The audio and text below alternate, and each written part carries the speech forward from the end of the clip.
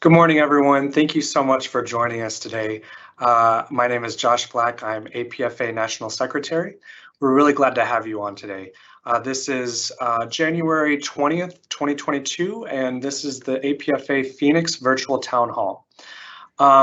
Just some quick housekeeping items. You are able to submit questions during the session. In fact, it's encouraged so that all of our leadership today can help get you the answers that you need. We have a few questions that were pre-submitted that we'll get to at some point in the session today. But before that, we're going to go through a couple introductions. Again, my name is Josh Black. I'll be moderating the session today. I was previously a Phoenix-based flight attendant. I got displaced to Philadelphia. I've been with American for 7 years now, and I'm really glad to have all of you on today.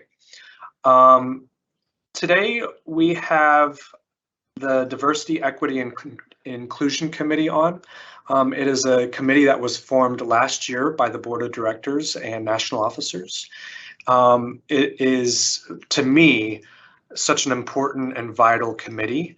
And what I really think of when I think of DEI is a conversation. It's not only a conversation with your fellow flight attendants, but also a conversation within myself and how I act and treat other people.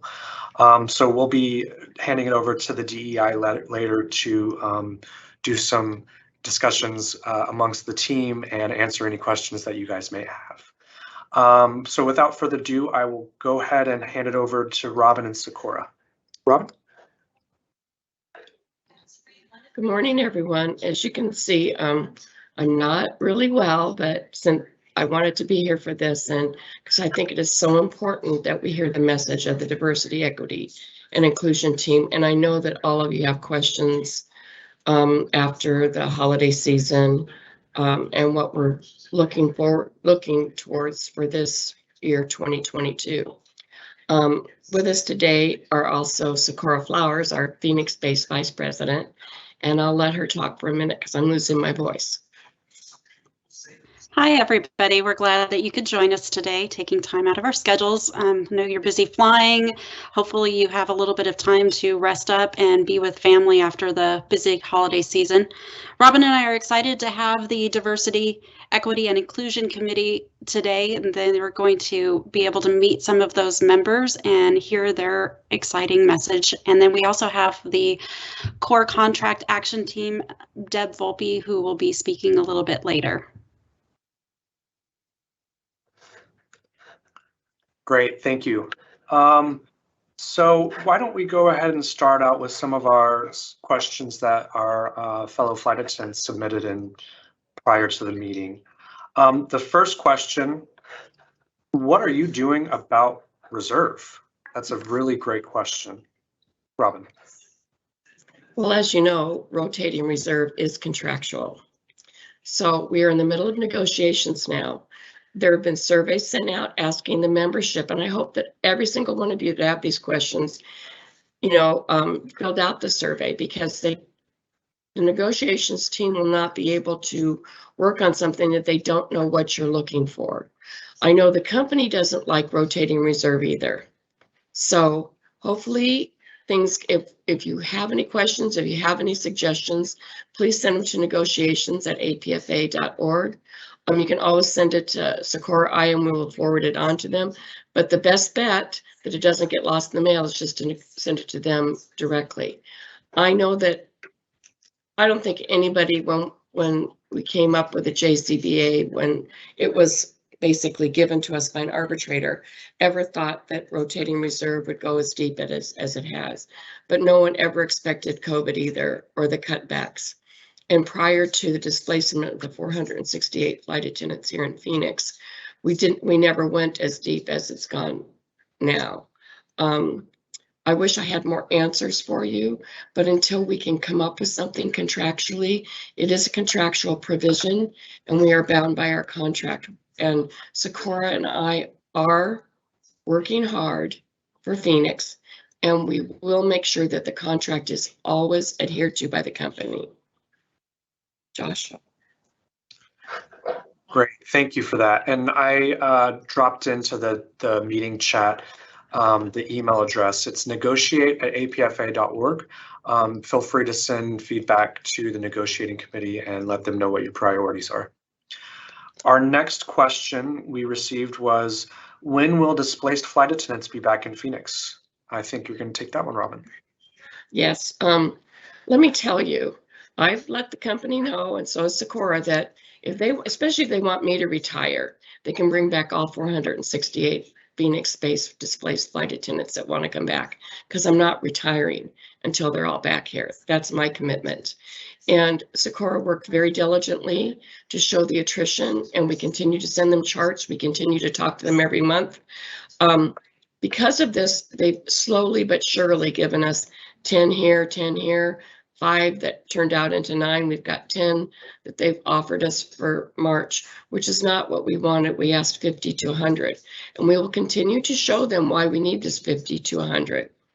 We really feel that there was an error made when they displaced so many, and that's very evident by us running out of reserves and by the fact that they have to send flying to other bases.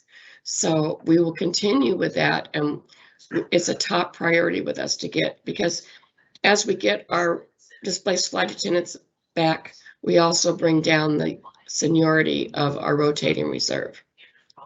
Thanks. Do you have anything, Socorro, to add to that? No, we just continue to every month show that we are definitely short-staffed, and follow up with the data that shows our different attrition levels since the displacement.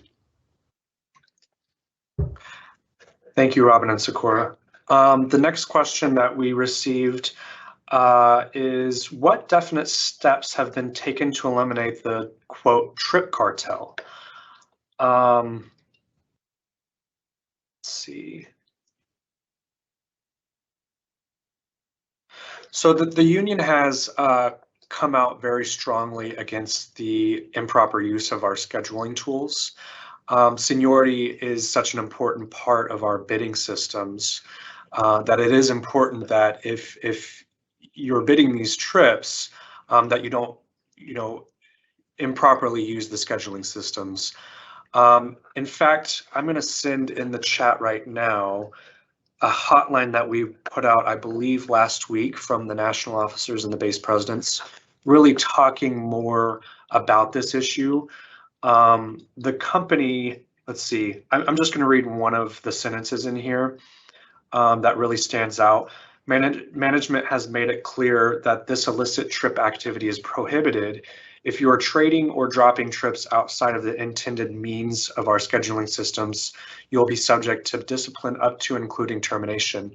So the activity is really serious, and we encourage you to take a look at this hotline and make sure that you're doing what is the right thing to do.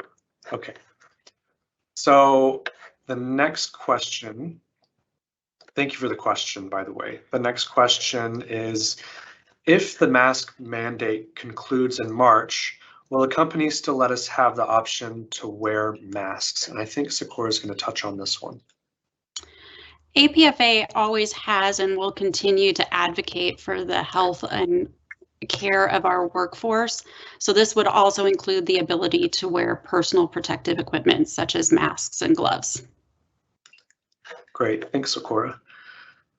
We did receive a couple general questions regarding health and benefits. For the 2 that submitted those questions, we'll reach out to you individually and make sure that you have the answers to your really specific questions. But outside of that, I think Socorro is going to talk about some general information regarding health and benefits. Robin and I always strongly recommend that you reach out to the APFA National Health Chair and their department. Consider them the subject matter experts in all things health and benefits. And their phone number is 817-540-0108. And the health rep on duty can be reached at extension 8301. They also have an email address. It's health@apfa.org as well. And it basically, they are just a great resource because they're laser focused in all things health and benefits. So they're really great about getting back to you. It's kind of like reaching out to Robin and I about contract information, or if you reach out to me about PBS bidding, they are specialized in that area and can answer all of your questions. Thank you, Sakura. For those of you on, I also dropped in that phone number and email so you can take a screenshot of that and save it in your phone. Okay, that is all of the pre-submitted questions we received, I think. Yep, okay, so we're going to continue on, and I'm going to hand it over to Teddy with the Diversity, Equity, and Inclusion Committee. Teddy?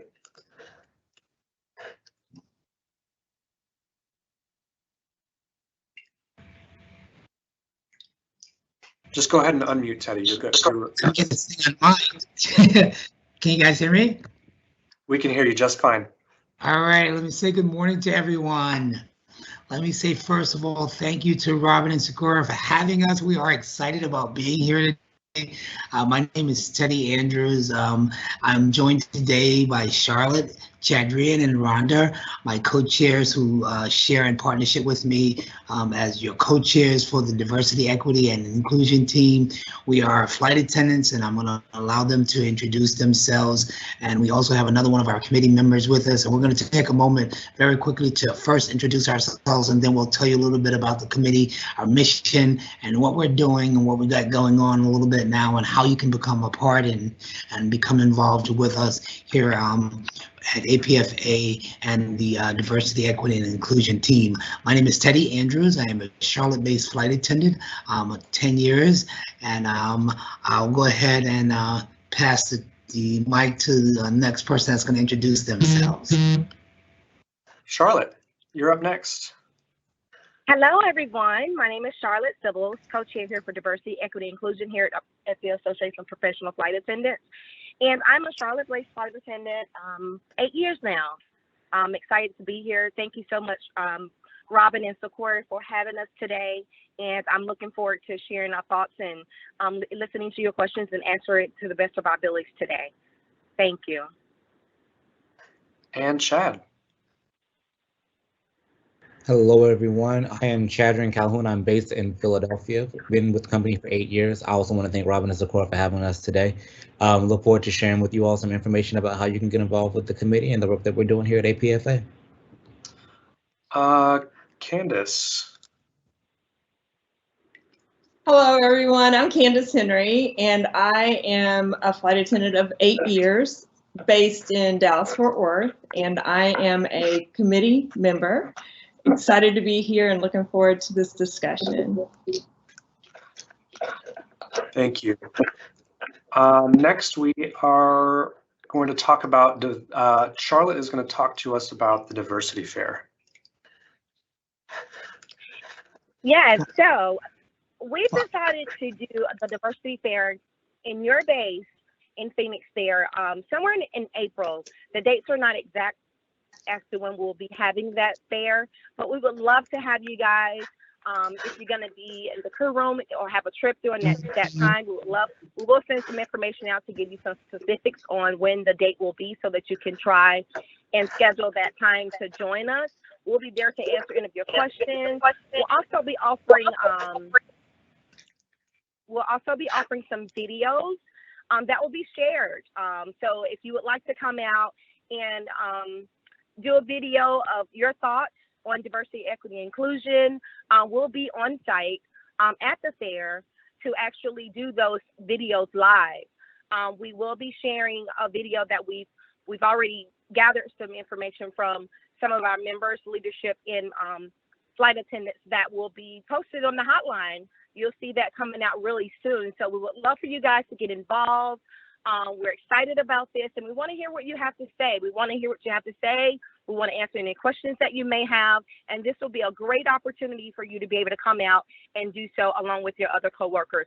If you have any questions prior to that, please send an email to us at dei@apfa.org, we'll be glad to answer any questions you may have or concerns prior to that fair that we'll be having. So we're looking forward to it, and please do reach out if you have any questions or concerns prior. Hey Josh, is Rhonda online? I think she may have dropped off. I'm trying to get her back on. Okay, let me go ahead and share our mission statement with the group if that's okay. Okay, great. Yes. Okay. I want to make sure that we're clear on our mission statement, and then we're going to get Chad to go ahead and join in with us in the conversation as well. Our mission is to make sure that we foster and cultivate and preserve a culture of diversity, equity, and inclusion for all. It's because of all of our individual differences, experiences, knowledge, and together we are stronger, wiser, and more resilient. We support actions that foster an environment where everyone, remember that, everyone is treated with dignity and respect. We continually work to understand and find solutions through our commitment to openness, involvement, and engagement. We're all flight attendants, all of us, right? Everyone on the commitment, on the team, on the committee is flight attendants, and it's important that we recognize all of our differences and realize that we're stronger together. So I'm excited to share our mission with you, and glad to, we're going to share a little more information with you about the team now. Thanks, Teddy. Anyone else want to jump in on that?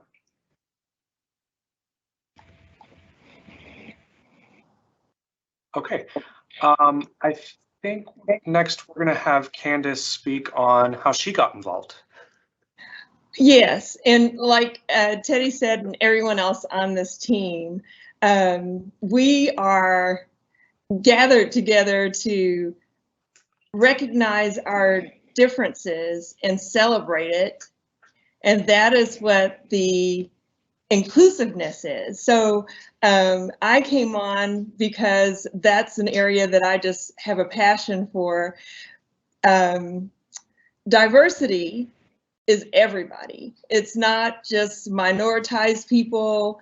It's not just one sect of people. It is everybody that is working within American Airlines.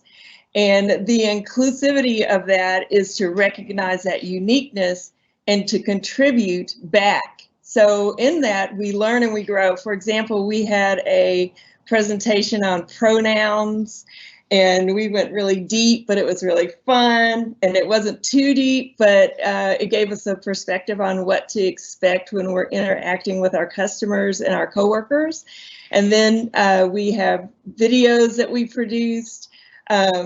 Next month, we're going to look at microaggressions.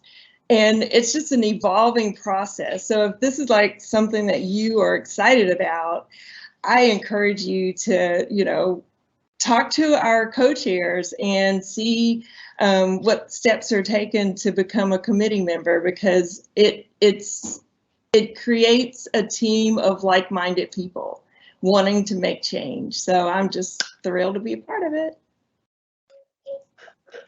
Josh? Thank you so much for that. Candace jumped in, all hands in. I'm so excited to have her on the team. Just jumped all hands in. I'm so excited. Let me ask you guys, how can our flight attendants reach out to you guys? Is there an email address, or what's the best way for flight attendants to reach out? So email is going to be the DEI@apfa.org. It's going to be the best way to get in communication with us. Again, that's DEI@apfa.org. On that same line, just want to speak a little bit about what we're doing as a committee. Being members of a union at the world's largest airline, we have a very big social responsibility, not just to our union, not just to our company, but to the communities we live in. So this committee is doing work to first review the policies and procedures at APFA, because we can't ask the world to be a DE&I type of environment if we're not first that. Secondly, we're addressing the opportunities for growth within DE&I within the company. And then from there, we're going to talk about what's going on in our communities on a nationwide, model. We have membership of all ranges, all, gender expressions, our orientations, and we just want to be sure that the laws, the procedures, and everything that impact our membership are in line with what we believe as a union, as a work group, as a company. So we're really working to just review and keep the things that are going on around us, so that we can ensure that we're holding those that we support, holding those that we give resources to, making sure that they're making policies and things that go along with what our core beliefs are as a work group. So again, if you want to get involved, what we'd like to do is just have a conversation with you, just so we can let you know what we're doing, because it is heavy lifting work. I'm not going to lie to you and make it seem like it's fluff. It's some heavy lifting work, and it really challenges each of us to review what we believe and how our implicit biases might show up in our thought processes and in our work. And as we really challenge each other and challenge ourselves, we create, as Candace said, a group of like-minded people. We might not always have the same exact opinion on something, but we have the exact same opinion about growth and about moving things forward. So if you would love to join and get involved in the conversation, please reach out to us. We would love to have you. Again, that's DEI@apfa.org. And may I just jump in there once more? Go ahead. So, please. Again, diversity is not just one sector people. It encompasses ageism for those members of us who are older. And as we work with younger flight attendants, you have an opportunity to talk about those things. And if you can contribute to that, the beautiful thing about what APFA's done here is, like everyone on this team has said, they've created a space for us to participate. And my biggest thing is, if you don't participate in the process, you really don't have the right to complain. So if there's something that you want to see change, you got to be a part of the change to make that happen. And that's all I got to say. Thank you. Be the change you want to see. That's right. That's absolutely right. Any other comments from our committee members? I just want to add in, we do meet on the second Monday of each month at 3 p.m. Central Standard Time, just so you can have an understanding or maybe an idea about when we meet. And you are always free to join the meetings even if you're not an official committee member. We welcome the diversity of and inclusion and equity of thought process. We love to hear from everyone, because if we don't know what everyone is thinking, then at some point it just becomes what our opinions are. And we just want to be sure that we're advocating for all membership. So please, by all means, please join the meetings if you can. Thanks, Chad. We actually got a question that just came through. Do you accept Republicans as committee members? Who wants to take that one? Absolutely. Teddy? Absolutely. Our name is Diversity, Equity, and Inclusion, right? So we accept, regardless of your political affiliation, we include everyone. So by all means, again, so it's not to any set group. We're open to everyone. And you'll see in our monthly meetings that Chad spoke of, we have topical discussions. Sometimes they're about one thing or another, from soup to nuts. We have conversations that are open to all array of things. So by all means, join us. I think you'll enjoy the conversations. I agree, Teddy, and I think about the sessions that I've sat in and really listened and tried to contribute to. It's not meant for it to be this homogenous group of people who are all thinking the same thing and thinking the same way. When we have individuals who have differing opinions, for me, what I've seen is it helps the committee, because we can talk about those differences opinions in a very healthy manner and in a very appropriate format, so that we can kind of work through any issues that we have as a team. And a lot of it, for me, has been kind of that introspective thing.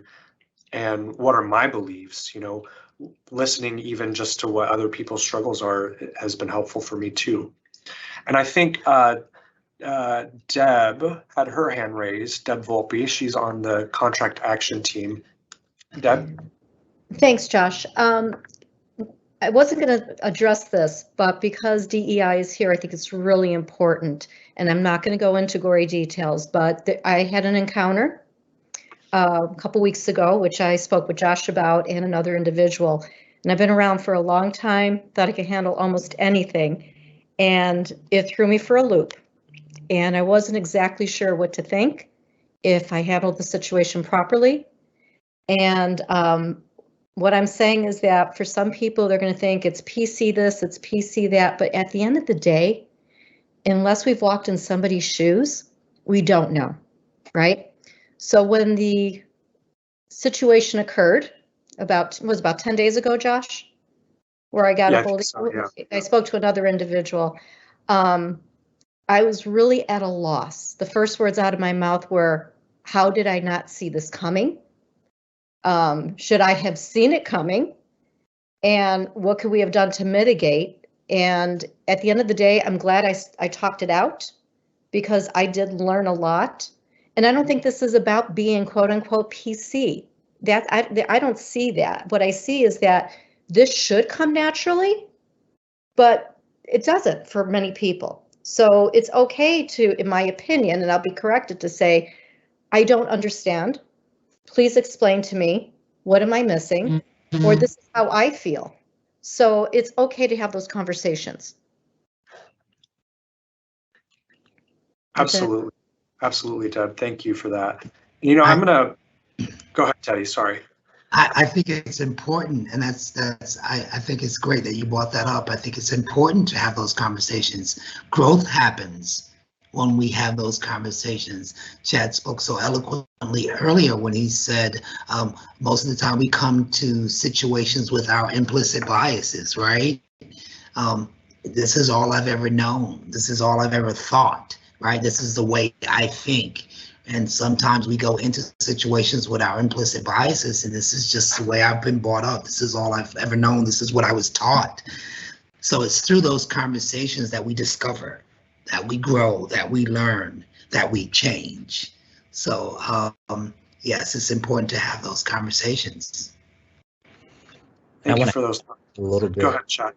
And it's also a thing where we don't always have to change our opinions, right? Like, I think sometimes when the concept of PC comes along, it can seem like someone's trying to get you to budge from where you're going. When the truth of the matter what the truth behind PC should really be is we just want to display manners. We just want to display some compassion. So even if I don't understand, even if I don't agree, I still owe it to you at a baseline, especially within our work group, to treat you like a human being in the dignity and respect that you deserve, because that's what I agreed to when I became an employee here. So it's a big thing, I think, a misconception of you're trying to change what my core beliefs are, or you're trying to change what, you know, I've been raised to believe, and that's so far from the truth. We have a lot of differing opinions and views. You know, we have 25,000 plus flight attendants. Of course, there are going to be a lot of different views. But within that, though, we leave our personal thoughts on the jet bridge, and we treat each other like we all wear the same wings on the uniform. And that's all that matters, is that you wear those wings and I respect you as such. And, you know, we can have conversations and we can grow within our concepts of compassion with one another. And as, you know, we become better people from that. But even if the conversation gets to a place where I still think what I think, that's perfectly fine. It's completely okay to have your strong held beliefs, just as long as we're treating each other with dignity and respect. So right now we're kind of talking about, you know, the conversation. And I think that's really what this is about, is having a conversation and kind of breaking down those barriers, right? So let me pose you guys a question.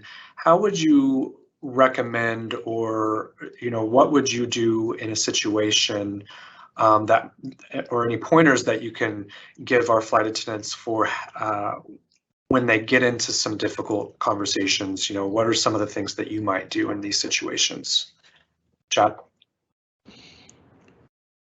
I'm a huge fan of advocating for yourself. I'll give a brief scenario of what I dealt with. I shared with the committee.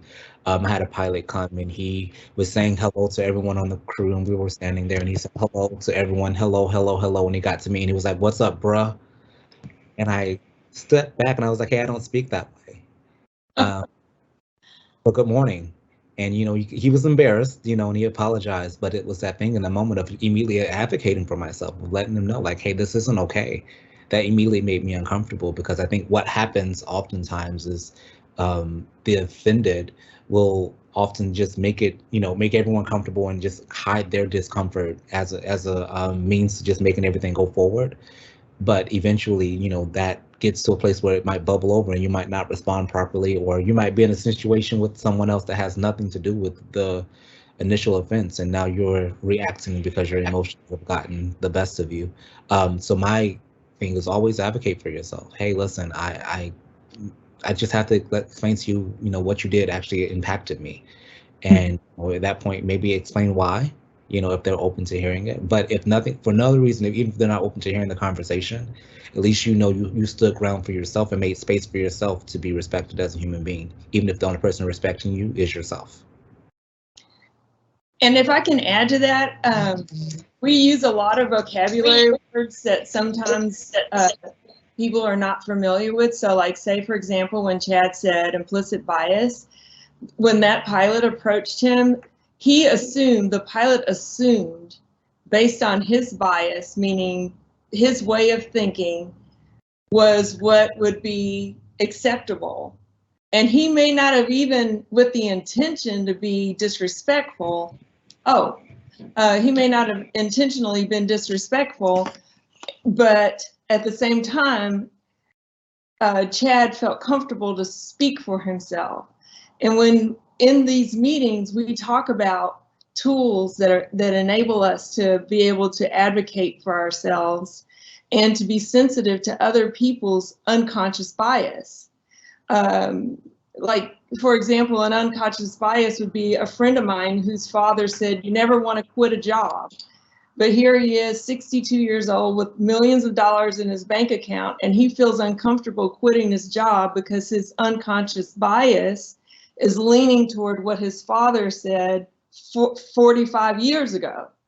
That's an unconscious bias. It's not anything to do with race. It's just about knowing yourself so that you can present in an authentic way today. One other thing that I'd like to add to a point that I made earlier as it relates to change, that sometimes when we're speaking to change, we're not necessarily speaking to getting the person to change their belief, but we're definitely we're speaking to the change of behavior. So I'm not getting you to change what you think about me or the situation, but I'm certainly trying to get you to change the way you're acting towards me because of what you believe. So sometimes when we're interacting or engaging in conversation and we're having those important conversations, you can walk away believing what you believe, but you will not continue in your behavior towards me. So it's important for us to understand that when we have these important conversations, you can walk away still believing what you believe. That's not the important matter. The importance is that you have to understand the impact your behavior is having on me. And it's important that your behavior changes. Your thought process doesn't have to change because that's between you and your whatever. But your behavior has to change because that's what's impacting me. And so the behavior, especially as employees, coworkers, especially if it's on the job, right? That's got to change because what Chad said earlier, this is what you signed up for. So your behavior is what's impacting me, not your thought process. Your thought process is what's impacting you. But your actions are what's impacting me. So it's important that your behaviors change on the job. So that's why we've got to have these conversations, because your behaviors are impacting me, not your thoughts. Your behaviors are. What I think about with that is, you know, it's really, that boils down to respect, right? Respecting your fellow flight attendants, your customers, and any of your coworkers that you may be with. And for me, I try and think about, you know, meeting someone where they're at, and it's not, it's really just a respect thing for me. I think Robin had her hand raised. Thanks, Josh. I just wanted to tell you, everyone, that I felt it was very important to invite the DE&I committee here. I think they have a very good message to send out. And I think it's one that we should all be able and should embrace and want to listen to and want to be a part of. Because until we have conversations, this will never, the diversity that I see and the divisiveness that I've seen over the last 2 years will never go away. We're never all going to agree about everything. I know that not everyone's going to be happy with choices that I make or you make or Socorro makes or Josh makes or anyone, but we should be able to feel freely talk about them and let them know that I'm open to have a discussion. And that's what this team is about. It's a discussion, because what causes people to be divisive is and stand up is not knowing what drives people. And we wanted that here. We want us back to what, we want that message out. We want to be strong again. We are a union of flight attendants, and we need to be united. And the only way we're going to be united is if we start that conversation. And I wanted that to start here. If nowhere else, I felt we could start it here. And I hope that everybody will embrace it. And I want to thank them very much because they are an all volunteer committee. I know that a lot of people think that everybody that works the union gets 110 hours. That is the farthest thing from the truth. And they volunteer their time, and they do it because they believe in it. Mm-hmm. So I would like to thank them so much for their time, for their dedication, and for their message. Josh? Thank you, Robin. One of the things you said made me think about, really the formation of this committee and what it means for our union. And when we formed this committee, it's not what the DEI committee is not. What it is not is we don't just put this committee in place and they're in charge of making sure that we're diverse, equitable, and inclusive of others. They're in charge of leading, the conversations within the union and, kind of formatting these discussions when we meet and including people in the conversation. But it's not just them, right? It's each individual, not even just the individuals in the union, but each flight attendant wanting to get involved and learn more about how we interact with each other and respect each other better. So that was just kind of one of the things that when Robin was talking made me think about. Any more thoughts from the committee members? No, I'm seeing shaking of heads. Thank you guys so much for being on. We really appreciate what you're doing for the flight attendants. The work is so important. The work is so important. So we are going to move on in our agenda now to the contract action team. And I'm going to hand this over to Deb Volpe. Thanks, Josh. Thanks, Robin, and thanks, Socorro, for inviting me, and thanks to the DE&I committee for being available. Again, extremely important to have those conversations. I think the way we're going to go about this really quick, I'm going to start off by giving you 2 email addresses, because people usually remember the first things you say, right? So get your pens. I want you to write this down.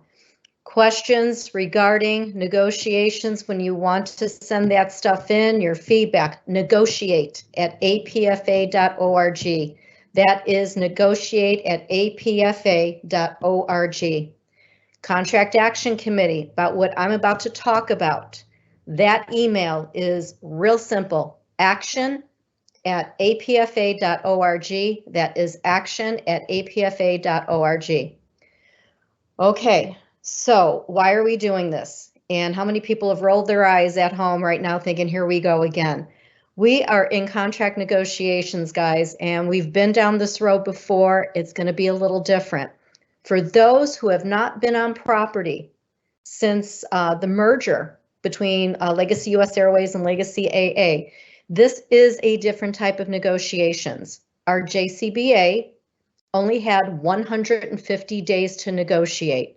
For better or worse, the good, the bad, That's what we had, and voting no did not count. So if you're running around saying I voted no, it didn't count because of the rules that surrounded the negotiations regarding the JCBA, and that was in the conditional labor agreement at the merger.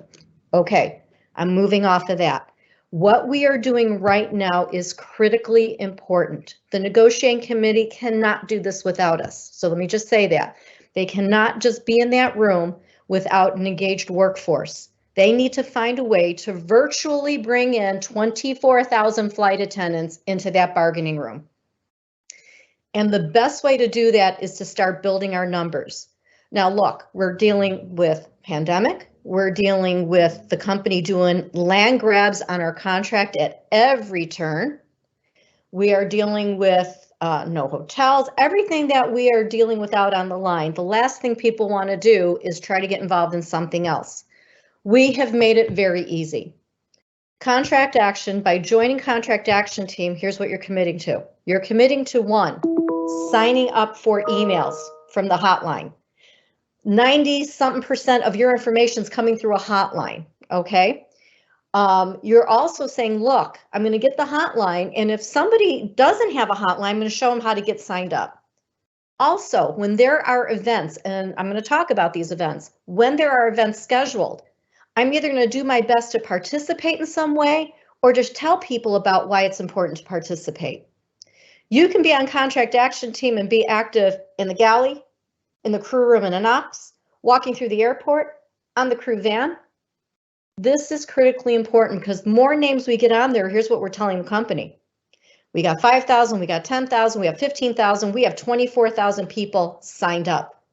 That means when we have these actions, and believe me, managers probably watching this right now, somehow, some way, they find a way. So let's just say it. When we start having events, the smaller events, maybe a base event, maybe a regional event, maybe a system-wide event, maybe events that link arms with other unions on property and other unions at other airlines, they're going to hear us. They're going to see us. And when that negotiating committee comes to us and says, hey, we have what we think is a decent proposal for maybe, get ready, reserve, or maybe pay, or maybe rescheduling, and we can't get management to move, that's where they turn to us, and then we take action.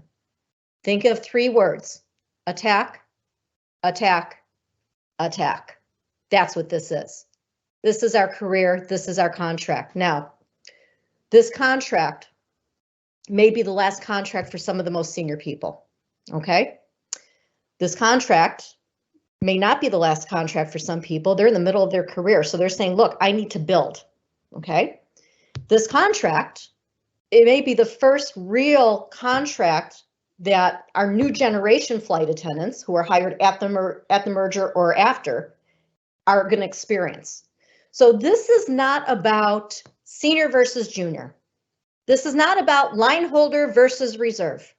This is not about us going out and saying, here's a tentative agreement, vote for it, because you will never hear us say, and if I find out there's going to be issues, we'll never, ever, ever, ever tell somebody how to vote on an agreement, ever.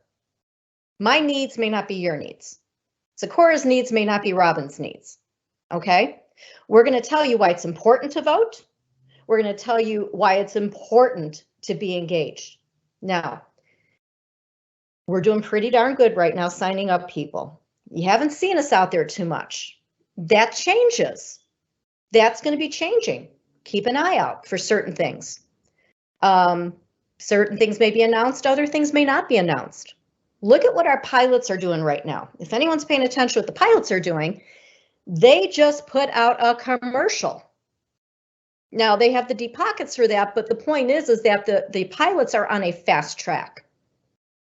Management wants to get these contracts negotiated, but in my opinion, we don't want them just to get any contract for us negotiated. We want to get what we believe is the best contract we can possibly get. Now, it's important to be engaged for a few reasons. While digital, social media, those platforms are important, and that's what we're using to communicate in a lot of ways. The digital social media platform never, ever, ever replaces a one-on-one conversation, ever. It doesn't. Robin can tell you that, Socorro can tell you that, Josh can tell you that by the calls people take when they call you and say, you know, I saw this online. Is that true? They want to have a one-on-one exchange with somebody who may be in the know. And if you don't know something, it's okay to say, I don't know, but I'm going to find that out. Dee and I talked about inclusion. Now I'm going to take a leap here, and maybe someone's going to reel me in, but I'm going to say this. Having different opinions about how we negotiate a contract and what we have, and attacking each other, we're splitting each other apart by these opinions. We do need to have inclusion when it comes to these discussions. So when you see contract action people out at the airport, or if you see them on your plane and they say, hey, look, I'm on contract action team, we should never be having a discussion about rotation's better than line holder, or, you know, rotation and straight reserve is better than the other. That's not what we're here for. We're here to talk about why things need to change. And when I look online and I see things that the union's ineffective, okay? I want people who know me to think back to something I've been saying for the last 30-something years. Unions fail when the membership doesn't make the leadership and their representatives accountable. We have accountable leadership today. We have very accountable leadership. You may not like the answer you're getting all the time, but you will get an answer, whether it's from the national level or the base level. And I can only speak from the national level, working with these national officers, these national committees, the local people in Phoenix, who I know, the people in Dallas when I was there for 10 months and I got to know them, and the people in Philadelphia. I can tell you firsthand, they are responsive. And I believe most of the other bases are too. So here's what we need everyone to do. I'm asking a personal favor. Go on apfa.org, apfa.org. Go on the negotiations page. You're going to see something that says contract action. You're signing up for a hotline. And all you're saying by signing up for that hotline is that you're going to stay informed and you're going to encourage people to stay informed. That's it for the time being. When we start having small events, whether it's an email campaign, a leafleting, a picketing, or a corporate event where we're dealing with something on a larger scale, then you hop on whatever event you could hop onto that your schedule allows you to hop onto. Remember, it's important. Management not only needs to see us, they need to hear us.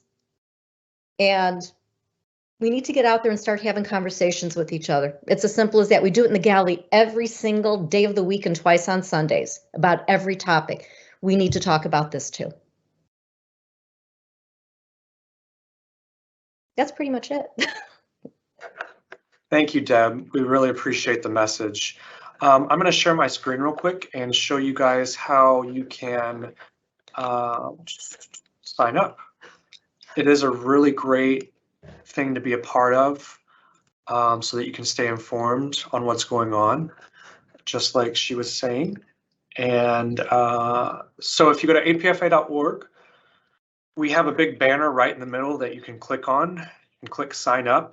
Really quick form, and you can become part of the team. Your other option is to click on negotiations, and we have a sign up for the contract action team right here, and you can sign up through that format too. We are working on updating the negotiations webpage, and let's see, there we go. We're working on updating the contract action team page and the negotiations webpage. It's going to be chock full of information, and we recommend that you, once that's live, you go and get some good information. Okay, that is the end of our agenda. I'm going to open it up to our panel today. If any of you have any other parting thoughts before I hand it over to Robin for closeout, just wave your hand at me real quick. And I got one more thing. Yep. One more thing. For those that are online watching right now that say that the contract's too hard to understand, do yourself one favor. In regular operations, all roads lead to section 10J. Download it, print it, carry it. All roads lead to section 10J in an irregular operation. You have that language with you, and when you know management and scheduling is busting that contract, write the report, send the nod over to the representatives. And if you think that you weren't hired to write a report, yeah, you were. Absolutely, we were. Because that's the way we start giving our leadership ammunition to go after them. Section 10J. What does it do? All roads lead to section 10J in irregular operations. That's it. Thank you, Deb. Socorro. Actually, Josh, can you share your screen and show the new JCBA by section? Yes, great. Let's see.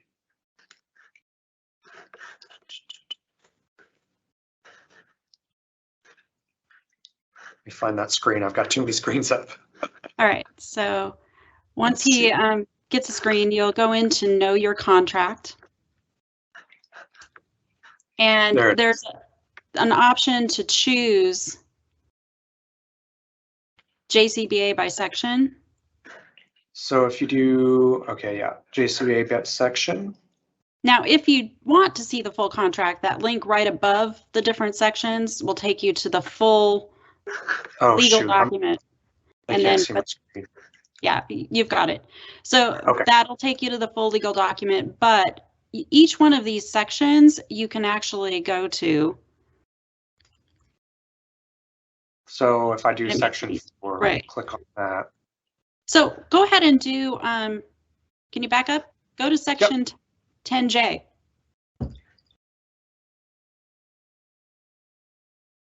There we go. And you may find that if you pull this up on a personal device, you may actually want to screenshot certain sections and save them into areas. One of the things that we recommend too, so if we go to the contract, you can download it to your personal device too by clicking this button. And it has all of the letters of agreement that affect language slotted in. And this page right here is also hyperlinked. So from your phone, you can click on section 6 and it'll jump you over to section 6. And then at the bottom of the page, you have the option to have a hyperlink that takes you back to the table of contents or the index. Yep. The index is hyperlinked too. Good point. So if I go to, these are all linked. Sorry, you might be getting whiplash. So these are all linked too. So if you're looking for something regarding bidding, these pages are hyperlinked. Really good information, Socorro. Thank you. And one last kind of thing is, I'm sure everybody's email just gets bombarded with during different times of the year. I actually went and set up a Gmail address that was just specific to my APFA emails and hotlines. That way I could just save them and refer back to them, because like those scheduling, rescheduling hotlines that were part 1 through, I think we went up to, was it 6? Maybe it was only to 5, was great because it actually had different references to the contract that were hyperlinked so you could pull them up. So it's great to be able to save those. And if they're buried in amongst all your, you know, Sephora and Bed Bath & Beyond coupons, it's not as easy to find. So those are my helpful hints and trying to keep informed, because not everybody's on social media. But if that social media is how you like to do it, because you don't want to be going through emails, the APFA actually uses Facebook. They use Twitter. I think there's even Instagram if that's what you want to do. You can actually look at it in those formats as well. And that's it. That's all I got. Thanks, Socorro. Any other parting thoughts from anyone that's on? All right, I'll hand it over to Robin. Okay, you guys. I just want to thank our guest today. I always want to thank Josh because he's the greatest moderator ever and he keeps us in line. And I'd like to thank the DE&I committee, especially Teddy, Chadron, Charlotte, Rhonda, and Candace for being here, and our contract action committee chair, Deb Volpe, who's awesome. And I worked with her for what, about 13 years, Deb, 14? Longer than that, but don't forget, we have two other people on the committee. We have Philip Delahunty and Ankit Patel. Oh, I'm just talking about who I've had here today, but we never got to that. Sorry. That's okay. I've got kids. I'm used to people not listening to me. So. Anyway, I'd really like to thank them for being here today, for everybody, and I'd like to thank all of you. And I want you to know that Socorro and I are diligently working on getting all displaced flight attendants back to Phoenix. We can't do anything right now about rotating reserve because it is contractual. And we certainly, and I can't emphasize this enough, we certainly cannot negotiate outside the contract because it diminishes the value of our contract. And we want to have every single dollar we can to work with the company to ensure that we get quality of life changes and what we need in this next contract. And as Deb said, this will be my last contract. I don't plan to be 90 years old and still working. Of course, you never know.